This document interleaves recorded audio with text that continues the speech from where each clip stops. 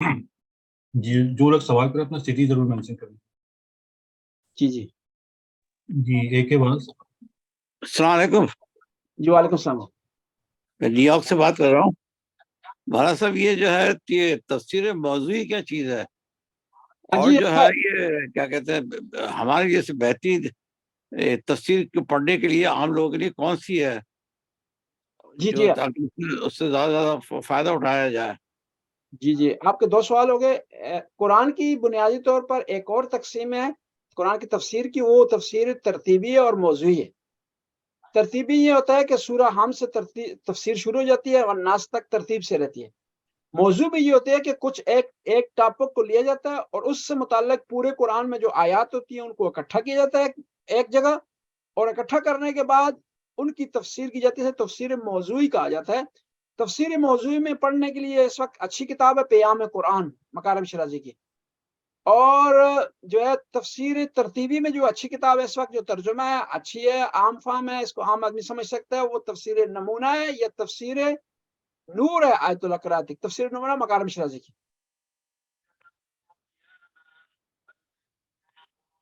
شکریہ. جی سیدہ افروز Bano city mention کر دیجیے. جی اگلا سوال. سلام. جی وعلیکم السلام علیکم.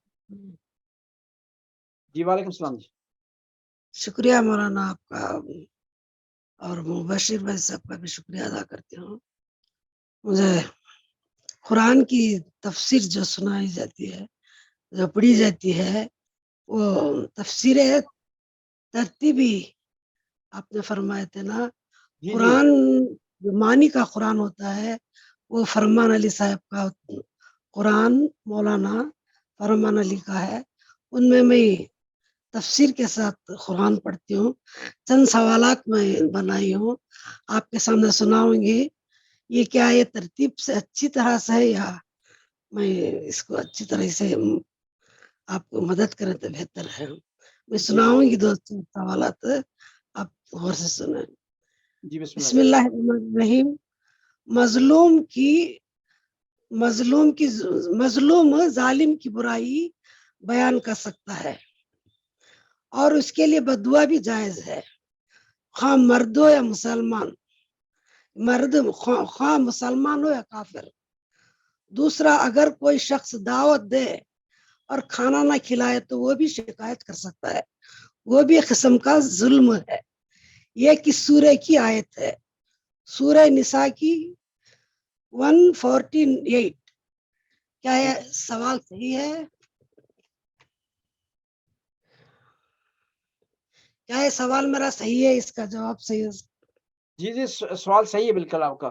اس کا جواب یہ ہے کہ مظلوم غیبت کر سکتا ہے اپنی دادرسی کے لیے، بلکہ یہ ہے کہ اگر ظالم کو وارننگ دی جائے. ظاہر ہے قرآن کی آیات مجمل بیان کر رہی ہیں اور اس کی تفصیل کی ضرورت ہوتی ہے. ظالم کو وارننگ دی جائے پھر بھی وہ باز نہ آئے تو پھر حتی اوپن بھی اس کے خلاف بات کی جا سکتی ہے. یہ صحیح ہے، قرآن نے کہا ہے، حدیث میں چیز موجود ہے. سورہ نساء کی آیت نمبر 41-48 میں ہے. جی ٹھیک ہے. اور دوسرا سوال، قرآن مجید کا عطیہ کیا ہے؟ عطیہ سورہ قرآن مجید کا عطیہ کیا ہے؟ جی جی سورہ حمد. صحیح ہے، یہ بھی جواب صحیح ہے.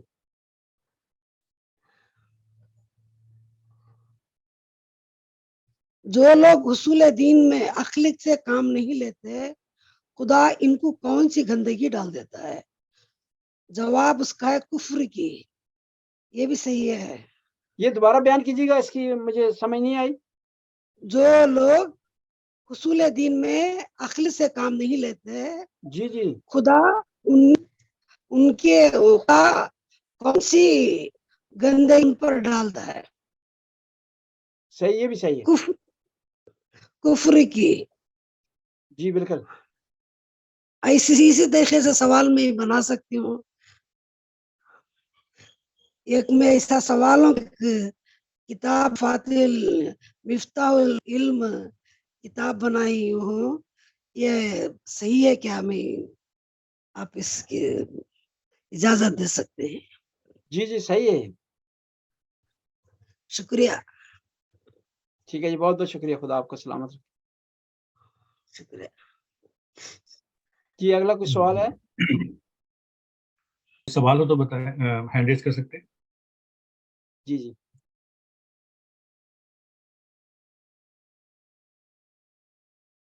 کسی نے ہینڈ رائز کی ہے؟ جی جی، یہ دو آدمیوں نے ہینڈ رائز کیا ہوا ہے۔ یہ سوال مولانا صاحب السلام علیکم۔ جی وعلیکم السلام جی۔ یہ جو مطلب یہ جو اس کے بعد اتنی گڑبڑ ہوئی ہے، جب وہ حضرت امام علی علیہ السلام سے جو امامت لے لی گئی اور اس کے بعد یہ انہوں نے قبضہ کر لیا، اس کے بعد اتنی انہوں نے ہر جگہ گندگی پھیلائی اور تو قرآن کے جمع کرنے میں گندگی پھیلائی، تو کیا گارنٹی کہ یہ قرآن میں کچھ رد و بدل نہیں کیا ان لوگوں نے؟ جی اچھا سوال آپ کا۔ اس کا جواب یہ ہے کہ خود امام علی نے اپنے دور حکومت میں اسی قرآن کو قبول کیا، اس کو ریجیکٹ نہیں کیا۔ حتی بعض لوگ آئے تو انہوں نے کہا کہ اس میں کچھ غلطیاں ہیں تو آئیں آپ ٹھیک کریں، تو امام علی نے کہا نہیں، قرآن مکمل ہے، اس میں کوئی غلطی نہیں ہے، اس کو مزید اس میں کوئی چیز جو ہے وہ کم اور زیادہ نہیں کی جا سکتی۔ امام علی نے ارشاد فرمایا۔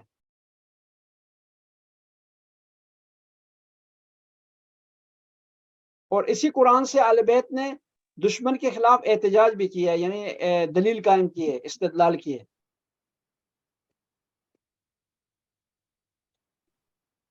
جی صدف۔ السلام علیکم آغا۔ جی وعلیکم السلام۔ ہم ممبئی سے بات کر رہے ہیں، انڈیا سے۔ آپ نے یہ جو بتایا تھا کہ جناب عبداللہ نے مطلب عمر سے پوچھا تھا تفسیر، تو کیوں انہوں نے عمر سے پوچھا جبکہ وہ تو حضرت علی کے ہی فیور میں ہوتے تھے نا؟ تو اس سے مطلب ان کی تفسیریں جو اکثر قرآن میں ہیں تو کیا وہ ضعیف تو نہیں ہے؟ جی جی، سوال آپ کا مکمل ہو گیا؟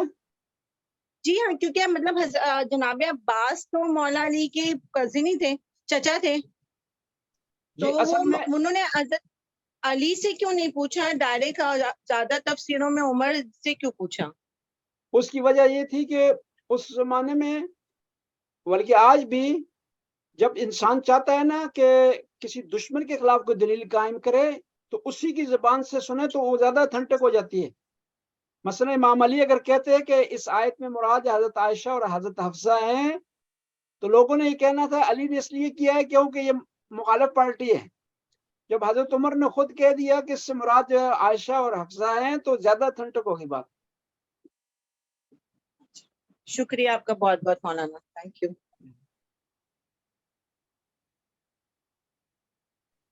جی کوئی اور سوال ہو تو ہینڈ ریز کر دو۔ جی اور کوئی سوال ہے؟ جی میرے خیال میں کوئی سوال نہیں ہے۔ ہم جی ایک آدمی نے ہاتھ کھڑا کیا ہے، ایک ہے واز۔ جی بسم اللہ، سوال کریے گا۔ مولانا صاحب یہ جو آپ نے بتایا تھا کہ اگر آپ کو علم نہ ہو تو ان کے پاس یہودیوں کے پاس جا کے وہ کرے، تو یہ تو اگر آپ دیکھیں نا، یہ جو حضور کی ولادت سے پہلے جو ان کو پتہ چلا کہ رسول کی ظہور ہونا ہے، تو وہاں سے جو ہے ہجرت کر کے یہاں پہ آ گئے تاکہ نبی ان میں سے ہو جائے۔ تو جب ایسا نہیں ہوا تو اس کے بعد ان کی جان پہ آ گئے حضور کی، اور اس کے بعد اسلام میں بہت خرافات پیدا کی انہوں نے، ہر جگہ جو ہے نا وہ کیا۔ تو اس کے بعد بھی جو ہے جب اسلام آ گیا تو اس کے بعد بھی جو ہے مجھے لگتا ہے کہ یہ تین کا جو معاملہ بھی انہی کی کچھ خرافات ہی ہے۔ تو اس کے بعد انہوں نے جو ہے وہ قرآن شریف میں انہوں نے کیا کیا انہوں نے پیدا کیے غلطیاں، اور پھر ان سے جو ہے کیا معلومات لی جا سکتی ہے، جو آپ نے پہلے جو آیت بتائی کہ اگر آپ کو علم نہ ہو تو یہودیوں سے پتہ کرے، تو یہ تو اور گمراہی کریں گے۔ جی اصل میں اس وقت کی بات ہے نا، اس وقت میں تین گروہ تھے، یا مکہ کے جو مشرکین تھے، یا اہل کتاب تھے، یا مسلمان تھے۔ اب یہ بعض کا دلیل کا انداز ہوتا ہے کہ اب جب میری بات نہیں مان رہے ہو تو یہودیوں کو تو تم مانتے ہو نا، یہودیوں سے جا کر پوچھو۔ اب اسلام کے قرآن کے ذہن میں یہ بات ہے کہ وہ یہودیوں کے پاس جائیں گے، یہودیوں نے کہنا ہے کہ نہیں ہے۔ اب یہ دونوں آ جائیں گے پیغمبر کے پاس، تو پیغمبر پھر نکال کے یہودیوں کو دکھائیں گے، وہ دونوں کے لیے حجت ہو جائے گی۔ ایک سٹائل ہوتا ہے استدلال کرنے کا، اس میں ضروری نہیں ہے کہ 100% ہمیشہ کے لیے یہودیوں کے حوالے وہ چیز کر دی ہے کہ یہودیوں نے یہ کام کرنا، یہودیوں نے اس کو فالو کرنا، وہ اس موقع کے مطابق۔ اس لیے اس موقع کے مطابق اس کی تفسیر یہ ہے، عام تفسیر یہ ہے کہ ہر کم علم آدمی کو ایک علمی شخصیت کی طرف رجوع کرنی چاہیے.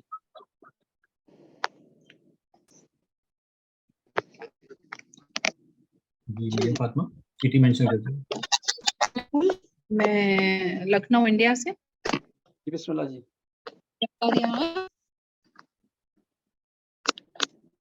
ہیلو جی بسم اللہ سن رہا ہوں.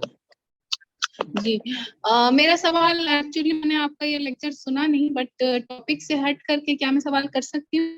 جی کر سکتے ہیں بالکل. جی مجھے یہ پوچھنا تھا کہ یہ جو نافلہ ہوتی ہیں ظہر اور عصر کی اور یعنی کہ فجر کی، تو ان جو ہے ان کا ٹائم تو سارا ان نماز سے پہلے ہی ہوتا ہے. جی جی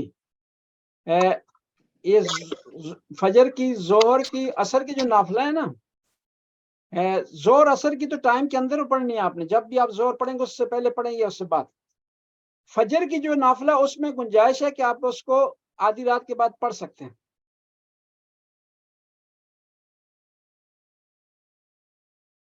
اس کا ٹائم یعنی کہ فجر سے پہلے پہلے، فجر کے بعد تو نہیں ہے نا؟ نہیں آپ اس کو فجر سے پہلے پڑھیں گے، لیکن جو فجر کا ٹائم ہوتا ہے حتیٰ اس سے بھی پہلے آپ پڑھ سکتے ہیں اس کو. تہجد سے جی ملا رات کر میں پڑھ وہ سکتے ختم کر سکتے ہیں. جی ہیں، جی تہجد سے ملا کر پڑھ سکتے ہیں اس کو. اچھا، اس کو اس طرح سے. اور یہ کہ اور یہ جو مغرب عشاء کی اگر مان لیجیے کہ نافلہ ہے وہ لیٹ ہو جائے، یعنی نماز کسی وجہ سے واجب نماز جیسے ٹائم سے دیر ہو جائے، یعنی کہ جسٹ قضا ہونے سے پہلے پہلے پڑھی جائے، تب بھی نافلہ پڑھ سکتے ہیں اس کی؟ نہیں پھر نہیں پڑھ سکتے. پھر آپ نے صرف پڑھنی ہے وہ واجب پڑھنی ہے آپ نے، کیوں نافلہ کا ٹائم نہیں آپ کے پاس. اچھا نہیں، اگر مان لیجیے ٹائم ہو اتنی دیر کا تو پھر تو پڑھ پھر سکتے ہیں پڑھ آخری سکتے ہیں وقت میں. اور یہ مغرب کی جو نافلہ ہے عشاء کی، یہ واجب کے بعد ہے. جی جی اس کی تو بہت زیادہ تاکید ہے، اسی لیے وہ جی تو عموماً پڑھ لی جاتی ہے. بٹ جی یہ ہوتا ہے کہ ظہر عصر اور وہ جو ہے فجر والی جو ہے وہ بھی ہو جاتی، مگر ظہر عصر والی عموماً جو ہے نہیں ہو پاتی. جی جی اس کی آپ جی پہلے چلیں پڑھ سکتے ہیں، لیکن آپ نے جی، وقت بہت شکریہ. جی شکریہ. جی جی 2 آدمی نے ہاتھ کھڑے کیے ہیں. جی اگر ہمارے بھی ایک سوال تھا، یہ ہم نے کسی عالم سے یہ سنا ہے کہ جیسے حضور صلی اللہ علیہ وسلم نے فرمایا کہ 2 چیزیں میں چھوڑے جا رہا ہوں، ایک قرآن اور ایک عترت. تو انہوں نے اس حوالے سے ایک بات کہی تھی کہ اگر ہم قرآن کو لے کے اپنے ہاتھ میں قرآن سے باتیں کریں، اپنی ساری رودات سنائیں، تو قرآن سنتا ہے، اس کا جواب دیتا ہے اور اس کو حل کرتا ہے جیسے اہل بیت حل کرتے ہیں. تو یہ بات کس حد تک صحیح ہے؟ یہ اس میں کوئی شک نہیں ہے کہ اہل بیت ہماری مشکلات کو حل کرتے ہیں اور ہمارے دل کی بات کو جانتے ہیں. جہاں تک بات ہے کہ قرآن سے بات کریں اور پھر اہل بیت حل کرتے ہیں، یہ بات بھی عرفانی حد تک صحیح ہے. ممکن ہے عام آدمی اس کو نہ سمجھ پائے، لیکن جو آدمی عرفان کی گہرائی تک جا چکا ہے، جو اللہ سے جو ہے وہ لو لگا چکا ہے اور کیا اس نے سلوک کا راستہ طے کر لیا ہے، وہ ایسا جو کر سکتا ہے. اور اس نے دیکھا بھی ہوگا، کیا بھی ہوگا، اور ایسا تاریخ میں افراد تھے. اور ایک اور اہم بات یہ ہے کہ قرآن سے بات کرنے کا مطلب یہ ہوتا ہے کہ آپ نے جو بھی قرآن سے سوال کیا ہے، گویا اس کا جواب قرآن میں موجود ہے، لیکن آپ کو تلاش کرنے کی ضرورت ہے، شعور رکھنے کی اور سمجھداری کی ضرورت. جی جی حاجات کے حوالے سے انہوں نے بات کی تھی، تو حاجات بھی مانگ سکتے ہیں قرآن سے؟ جی قرآن سے آپ جو ہے قرآن کو وسیلہ بنا سکتے ہیں، قرآن کا واسطہ دے کر آپ حاجات مانگ سکتے ہیں. ویسے حاجت تو اللہ سے مانگی جاتی ہے، قرآن کو بھی واسطہ بنا سکتے ہیں، اہل بیت کو بھی واسطہ بنا سکتے ہیں. فرق اتنا ہے کہ بعض اوقات ہم ڈائریکٹ اہل بیت سے مانگ لیتے ہیں، نیت ہماری واسطہ ہوتی ہے وہاں پر بھی کہ یہ ہستیاں خدا کی بارگاہ میں مکرم ہے، محترم ہے اور وجیح ہیں خدا کے نزدیک. اس وجہ سے ڈائریکٹ ان کو مخاطب بناتے ہیں. نیت ہماری یہ ہوتی ہے کہ یہ خدا تک پہنچائیں گے، ورنہ ہماری نیت اگر یہ ہو کہ خدا کی طرح جو ہے ہماری حاجت کریں گے اور خدا کی طرح ہے، تو پھر شرک لازمات. جی حلیمہ سٹی مینشن کر دیجیے.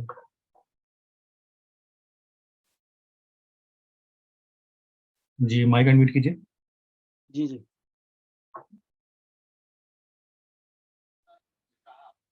السلام علیکم. جی وعلیکم السلام. अस्सलाम वालेकुम। जी आपकी आवाज नहीं समझ आई। जी हालिमा, आप माइक अनम्यूट कीजिए। अस्सलाम वालेकुम। जी वालेकुम सलाम। जी आगा साहब, मैं मंडी बालदीन से बात कर रही हूँ। जी बिस्मिल्लाह बहन। आगा साहब, मेरा ये क्वेश्चन था कि आयमा अलैहिस्सलाम जो है वो गैब का इल्म जानते थे, इन्हें हर चीज का हालात वाक़यात का पता था जो बाद में भी होने वाले हैं। तो इस सिलसिले में ये है कि जब इन्हें जहर दी गई थी, इन्हें पता था कि इस चीज में जहर है, इससे हम शहीद हो जाएंगे, तो क्या ऐसी चीज खा लेना जिसका पता हो कि इससे हमारी जो है वो, जैसे आयमा की शहादत होती है तो शहादत का क्या हो जाएगी? जी जी, इसका जवाब ये है कि जी आपका सवाल मुकम्मल हो गया। जी, इसका जवाब ये है कि आयमा को ये पता था कि हमारी इससे शहादत होनी है, लेकिन ये भी पता था कि अगर वो शहीद नहीं होंगे तो इस्लाम नहीं बचेगा। उनको ऑप्शन था कि अपने आप को बचाएं या इस्लाम को। उन्होंने इस्लाम को बचाया, अपने आप को कुर्बान कर दिया। दूसरा इसकी आसान सी मिसाल ये है कि हमारी जो जंगें हुई हैं बाज़ ममालिक से, तो वहाँ पर हमारे लोगों को पता था कि हम शहीद हो जाएंगे, इसके बावजूद भी जो है वो महाज पर जाते रहे हैं, इल्म के बावजूद भी, क्योंकि उनको पता था कि वो अगर शहीद हो जाएंगे लेकिन उनकी शहादत के बगैर मुल्क नहीं बचता, अपने जो है वो हमारी साख नहीं बचती, तो उन्होंने ऐसा कदम उठाया। तो आयमा अतार को इल्म था, इसके बावजूद भी वो उन्होंने शहादत की तरफ कदम बढ़ाया, इस्लाम को बचाने के लिए, एक पैगाम पहुंचाने के लिए।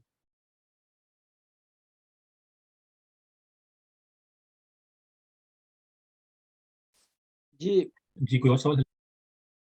और कोई सवाल है? अस्सलाम वालेकुम। जी वालेकुम सलाम। जी मौलाना साहब, ये मकाम महमूद क्या चीज़ है, एक बात। और दूसरा सवाल मेरा ये है कि मुझे कायनात की पैदाइश की सारी आयतें चाहिए, वो कैसे मैं ढूंढ सकता हूँ? कायनात की पैदाइश की आयात ये जो है मैं आप जो है वो नंबर दे दीजिएगा इनको, मुबशर भाई को, तो इन दोनों मसलों से मुताल्लिक मैं जो है वो मैटर निकाल करके आपको फॉरवर्ड कर दूँ। शुक्रिया।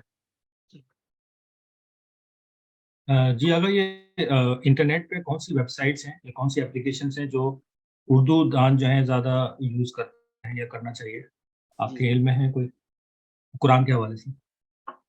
फिर भी आप जो है दोनों सवाल लिख कर मुझे भेज दीजिएगा मुबशर भाई, तो मैं इनके जो है वो जवाब निकाल करके जो है इनको फॉरवर्ड कर दूंगा इंशाल्लाह। जी जी, कोई और सवाल किसी को? जी अभी हम मुकम्मल करते हैं, मैंने कहीं जाना भी है तो जी अगर दुआ करवा दीजिए। जी अल्लाहुम्मा सल्ली अला मुहम्मदिन व आले मुहम्मद या अलीम या अलीम या गफूर या रहीम। या अल्लाह इस कलील सी इबादत कबूल मंजूर फरमा, हमारे गुनाहों से दरगुजर फरमा, नेक काम करने की तौफीक अता फरमा, बुराइयों से महफूज रहने की तौफीक। या अल्लाह जो बातें हमने की इन पर अमल करने की तौफीक अता फरमा। या अल्लाह हाज़रीन की तौफीकात में इज़ाफ़ा फरमा, रिज़्क़ में वसअत अता फरमा, औलाद को नेक और साले बना, मरहूमीन की मग़फ़िरत फरमा। या अल्लाह हमारी यहाँ बहनें बच्चियाँ तशरीफ़ फरमा है, या अल्लाह इनकी हाजत रवाई फरमा। या अल्लाह तू गफूर रहीम, इनकी परेशानियों को हल फरमा, जो परेशान हाल है उनकी परेशानी को आसानी में तब्दील फरमा, जो मुश्किलात रखती हैं उनकी मुश्किलात को आसानी में तब्दील फरमा। या अल्लाह तू हमारे दिलों का हाल जानता है, कई ऐसी चीजें हैं जो हमारे दिलों में हैं, हमारी हाजतें हैं जो हमारे दिलों में, लेकिन हम उनको ज़बान पर नहीं ला सकते। या अल्लाह उनको भी पूरा फरमा। या अल्लाह हाज़रीन जहाँ मौजूद हैं इनके जो मरहूमीन हैं उनकी मग़फ़िरत फरमा। आखिर में अपने मरहूमीन मरहूमात के लिए अल-फ़ातिहा माल इख़लास व सलावत। अल्लाहुम्मा सल्लि अला मुहम्मद व बिस्मिल्लाहिर्रहमानिर्रहीम, अल्हम्दुलिल्लाहि रब्बिल आलमीन, अर्रहमानिर्रहीम, मालिकी यौमिद्दीन, इय्याका नअबुदु व इय्याका नस्तईन, इहदिनस सिरातल मुस्तक़ीम, सिरातल लज़ीना अनअमता अलैहिम, गैरिल मग़दूबि अलैहिम वलद्दालिन। बिस्मिल्लाहिर्रहमानिर्रहीम, कुल हुवल्लाहु अहद, अल्लाहु समद, लम यलिद वलम यूलद वलम यकुल लहू कुफुवन अहद। अल्लाहुम्मा सल्लि अला मुहम्मद। बशर भाई आप जो है वो इन जो है वो जो लोग यहाँ मौजूद हैं इनसे ले लीजिएगा अपना व्हाट्सएप नंबर, और इनको कुछ सवाल वगैरह हो तो वसूल करके मुझे पहुंचा दीजिएगा, मैं इंशाल्लाह जवाब दे दूँ। जी हाँ, ठीक है जी, ओके, खुदा हाफिज़।